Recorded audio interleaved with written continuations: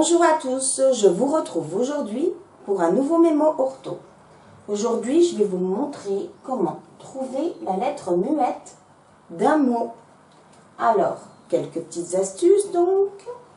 Je vous conseille de chercher dans le féminin du mot, si vous le connaissez bien sûr, ou alors dans sa classe de mots, ou même dans votre propre langue, ou alors dans une autre langue, si vous êtes locuteur d'autres langues. Je vous donne quelques exemples. Donc en français, le mot chat.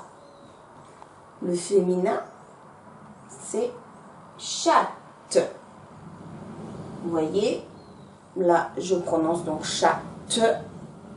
Il y a donc un T que l'on va retrouver à la fin du mot chat au masculin, mais que nous n'entendrons pas en français. En anglais, cat. En italien, gatto. Et en espagnol, gato aussi. Vous avez vu, nous retrouvons dans ces trois langues le même T que le mot chat en français. Un autre exemple, le mot lit. Le mot lit, il y a un T à la fin que l'on n'entend pas. Si je connais le mot literie, le T, nous le retrouvons dans le mot literie. Et le voici, c'est la lettre muette du mot lit. Ensuite, un autre exemple, le mot rat, qui a son féminin en rate. En anglais, je vais dire rat. En italien, je vais dire ratto. Et en espagnol, rata.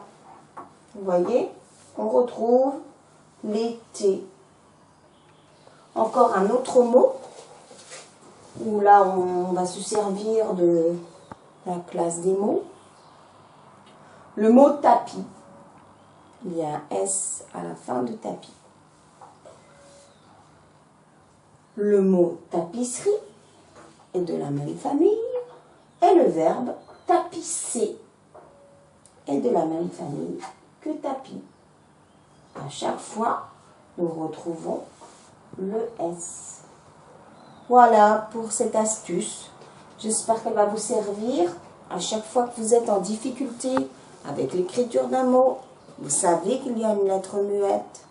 Vous avez oublié, vous ne savez plus laquelle est-ce. Cherchez dans votre langue, dans une autre langue.